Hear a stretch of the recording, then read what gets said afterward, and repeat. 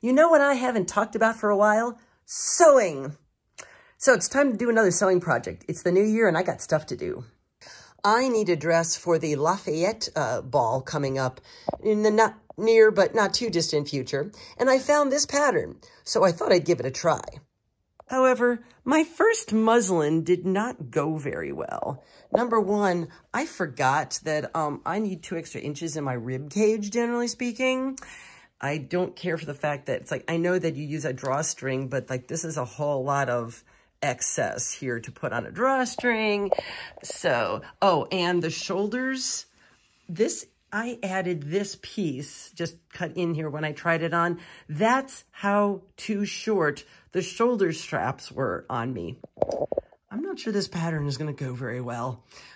Let's start by adding a piece onto the shoulder strap. The shoulder strap was 5 inches too short. So as you can see, I've just taped this on and I'm going to go 1, 2, 3, 4, 5 plus a seam allowance and I will cut right there. So that's the new shoulder piece, the bodice, front bodice with the longer shoulder piece. I think when I do this, instead of putting this on all the way out to there, I will cut it with, only so like that. Here's some wild fabric to make a muslin with.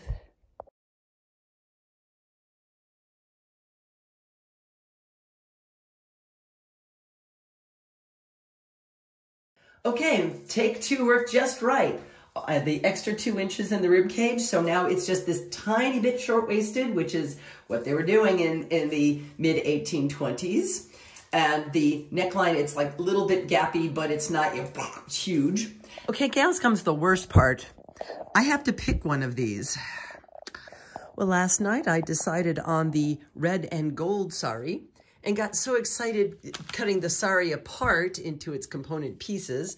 This for the sleeves and take off the trim for later, and then the main body is just the red. I got so excited I just started cutting without shooting any video. I didn't show it when I was putting the muslin together, but it's actually a fairly simple pattern. First we mark the dart and put this dart in, and then this is the front piece, which that's the seam that goes to that. And then this is the side back, and this is the center back, and these 2 pieces will go together. And then the shoulder strap seam will fit to there. And then once I sew all that together, we'll have the basic for the bodice. This trim is so wide, it's covering up most of the bodice. But it just so happens that if I have the angle right, it goes right over the shoulder straps. Well, now I have assembled the bodice and the bodice lining, but both of these fabrics are very lightweight. They're just a little too, when you put them together, it's not going to be a lot of weight. And the sleeve fabric is a bit more hefty to it, just all the gold embroidery on it. So I did not interface either one of these. So I'm going to make another layer out of muslin or something just in the middle. So I have the layer in the middle, the top, and then I'm going to take the lining, flip that on top of it, and we're going to sew the lining and the top layer right sides together. And I get to go all the way around the top edge from one side to the other. Ta-da! It is now a bodice. The front edge has been turned.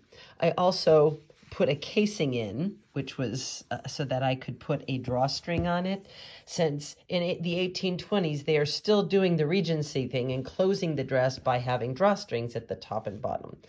We'll see if that's the only thing I used. I took in a fair amount on the back. The back had been awfully generous, and I wasn't thinking about drawstrings, so there's a lot less material here than had been. So I may be putting in other closures on the back when all is said and done. But for the moment, this is how the back is situated. And now I get to put all the skirt pieces together. So I basically get to sew a whole lot of long straight lines. Turns out there's a step to do before all the long seams.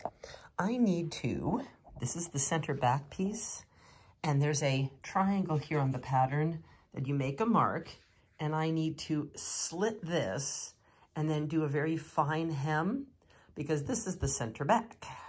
A whole bunch of straight lines later, and I have the skirt. The skirt is now sewn to the bodice, so now we need to work on sleeves. I'm going to make a big puff sleeve, but it needs to be sewn to a narrow sleeve for the lining to keep the sleeves nice and puffy. So I'm going to use this as the lining. Fortunately, I thought to check the pattern piece against the whole armhole, and the armhole is actually a little bigger than the pattern piece. So here it is cut out with just a little bit extra on both sides to account for the larger armhole that I need. I just realized I should point out that yes, the pattern originally does come with sleeves. I'm just deviating from the pattern to fit the material that I've got to work with. So here's the piece of fabric I have from the Sari. Now the pattern does seem to have, we've got these birds here that look like it's very much needs to be horizontal. Otherwise, I would just fold the fabric in half this way, but then the birds would be sideways. So I folded the fabric in half, and now I get to cut it down the fold. Now this fabric keeps rolling badly, but after cutting it in half, I trimmed off, so I'm making it sort of an armpit and then a big curve for the puff sleeve. Here's the sleeve linings, and here's the sleeves. So I'm now going to gather the bottom edge of the sleeve, and that will get attached to the bottom edge of the sleeve lining. There we have it, a bodice with sleeves. So the next step now is going to be to hem it and trim it. I have a lot more of this same trim, so I need to go around the hem as many times as the amount of trim I still have will let me. So for the bottom edge, the skirt was on the short side, so I added the trim to the bottom, and I cheated and used the serger because silk ravels, and I know it's not a period technique, but that's our guilty little secret. Nope. I would say that's a little too short. That's better. So this does not look nearly as complete as this does. This is what I have left of the fabric from the Sari, which means with a piece, it's just long enough to use the plain fabric from the Sari as the backside of the belt. Rotary cutters are so wonderful. This is so wide, it's actually pretty easy to just pinch a little bit and pull. Here it is. Now I just have to tack it in place. 1824/25, I am ready for you.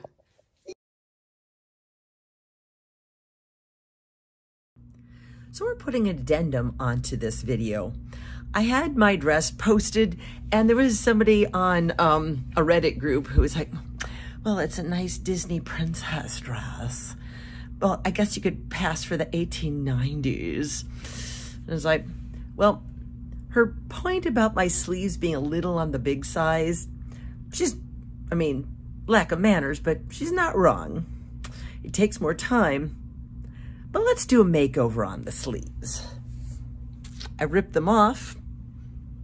Let's rework them a little and make it better.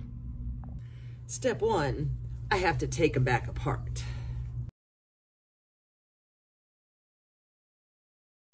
So I dug out a sleeve pattern piece for a puffed sleeve from a different source, but it's also like a turn of the century blouse, so it's still too big. And this is still almost as big as the original. So what we're gonna do is we're gonna take this, put a big pleat in it, and make a smaller sleeve. There, I have now made it less wide, and I've made it less tall.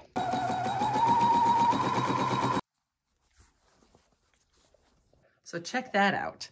This is a big difference. I think I may also shorten the thing on the inside here, the lining, so that it'll poof up a little bit more this way. But I think I'm ready to cut into my fabric here because we've got a plan of attack now. This is how much smaller the sleeve is going to be. I'm actually going to assemble these a little bit differently than I did last time and put a little sleeve band on it because they like detail on their detail. But first, we just have to put the lining and the sleeve together and then get fancy. When you're gathering a sleeve onto a lining, if I've got them matched up here at the seam, but what I'm going to do is you can see that's the halfway point of the lining and that's the halfway point of what I'm gathering. And I will put those 2 points together and then pull my gather threads so they will be even front and back. Now we have a sleeve. There's the bottom. There's where it hits the shoulder.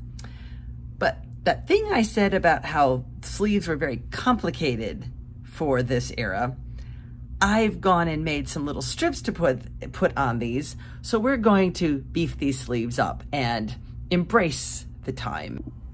So the top of the sleeve, I've now got 3 straps that will go over the sleeve that I will attach to the bottom, and then I'll pinch these in to make a bow, or to make and we'll tie those off, and then the fancy fabric will be peeking through these extra bows. So here's my sleeve, step 1. I have not cut off the tails so that if I'm just making this up as I go along. And if I needed to be a little poofy or less poofy, I haven't cut it off yet. Yes, it works. And there we go. A little more cutting and a little more hand sewing, and each one of these panes has now been tacked in with a little medallion. And the sleeve is now looking a little more properly complicated. I have 2 choices to finish off the bottom.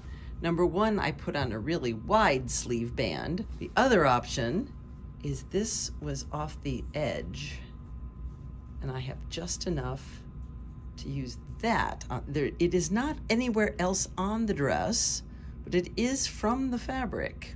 A little more subtle touch. I have enough. I think I'm leaning this way. And here is take 2 with the new sleeves. I think this will do nicely.